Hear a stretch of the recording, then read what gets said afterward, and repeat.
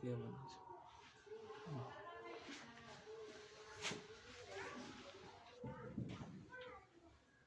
देखिए सर जी कट गया फोटो, इधर आइए।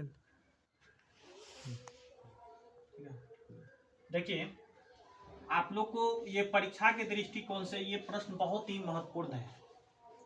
जो भी हमारे 10th के स्टूडेंट है उनके लिए प्रश्न जो है ना बहुत ही जबरदस्त प्रश्न है।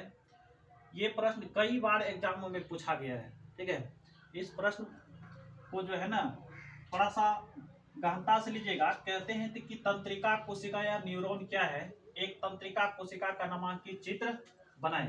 ठीक है, प्रश्न क्या है, तंत्रिका कोशिका या न्यूरॉन क्या है, एक तंत्रिका कोशिका का नामांकित चित्र बनाए। बिहार बोर्ड इस प्रश्न को कई बार रिपीट किए हुए हैं। हो सकता है कि संभावना है कि हो सकता है आपके एग्जाम में आ जाए, तो ये परीक्षा के दृष्टिकोण से बहुत ही महत्वपूर्ण है। देखिए इसमें कहता है कि कोशिकाएं जिनके द्वारा तंत्रिका तंत्र का निर्माण होता है उसे क्या कहते हैं, तंत्रिका कोशिकाएं कहलाती है। क्या कहलाती है, तंत्रिकाएं कोशिकाएं कहलाती है। ठीक है, तंत्रिका कोशिका को ही क्या कहते हैं भाई, न्यूरॉन कहते हैं। यदि पूछेगा कि न्यूरॉन किसको कहते हैं, तो तंत्रिका कोशिका को ही क्या कहते हैं, न्यूरॉन कहते हैं। क्या कहते हैं, न्यूरॉन कहते हैं।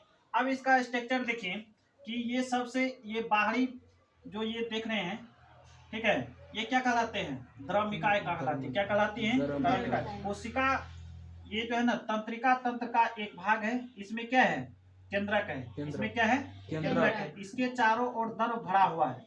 क्या भरा हुआ है, द्रव भरा हुआ है, जिसको क्या कहते हैं, कोशिका द्रव कहते हैं। क्या कहते हैं, कोशिका द्रव। इसमें भी द्रव भरा हुआ है, जिसको कि क्या कहते हैं, सेमेटोप्लाज्म कहते हैं। क्या कहते हैं, सेमेटोप्लाज्म। अब इसके ऊपर देखिए एक के ऊपर एक ये इस पर परत जमी हुई है। ठीक है, इस परत को क्या कहते हैं, तंत्रिका कक्ष कहते हैं। क्या कहते हैं, तंत्रिका कक्ष। इसके ऊपर जो ढका हुआ एक आवरण रहता है उस आवरण को कवच या आवरण कह देते हैं। क्या कह देते हैं, कवच या आवरण कह देते हैं।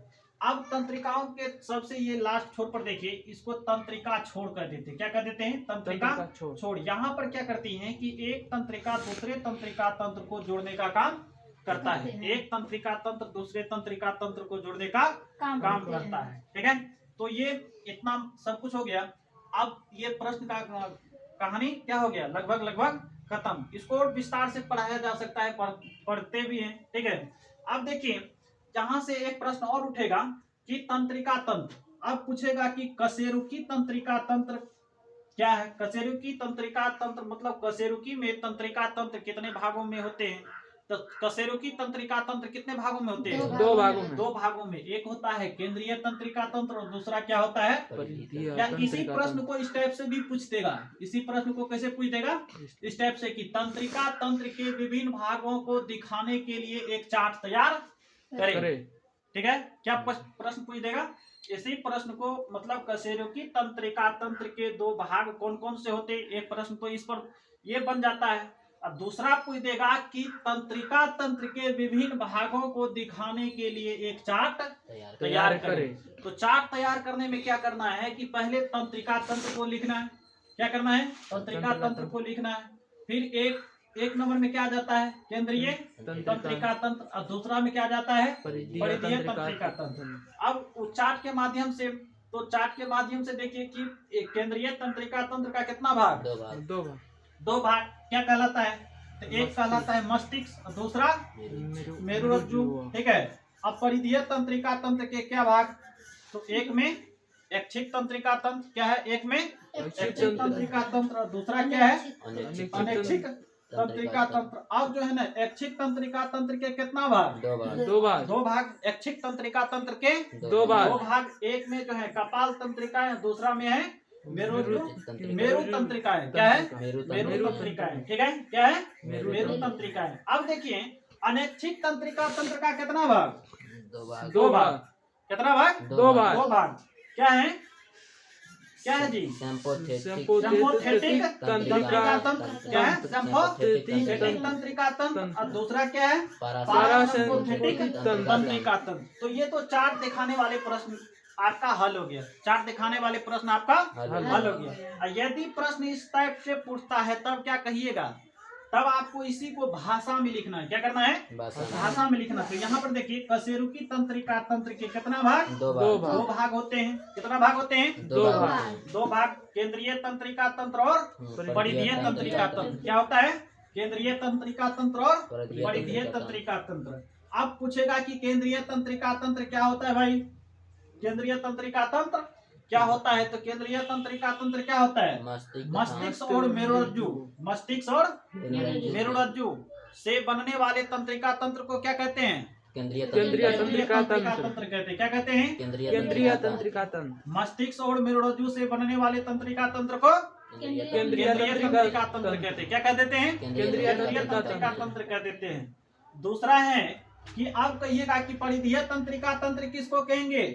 तो ऐच्छिक तंत्रिका तंत्र और अनैच्छिक तंत्रिका तंत्र से बनने वाले तंत्रिका तंत्र को क्या कहते हैं? परिधीय तंत्रिका तंत्र कहते हैं। क्या कह देते हैं? परिधीय तंत्रिका तंत्र कह देते हैं। आप कहिएगा कि ऐच्छिक तंत्रिका तंत्र किसको कहेंगे? तो ऐच्छिक तंत्रिका तंत्र कपाल तंत्रिका है और मेरु तंत्रिकाओं से मिलकर निर्माण होने वाले तंत्रिका तंत्र को क्या कहेंगे? ऐच्छिक तंत्रिका तंत्र कहेंगे। क्या कहेंगे? ऐच्छिक तंत्रिका तंत्र कहेंगे। ठीक है। अब है अनैच्छिक तंत्रिका तंत्र। तो क्या है जी?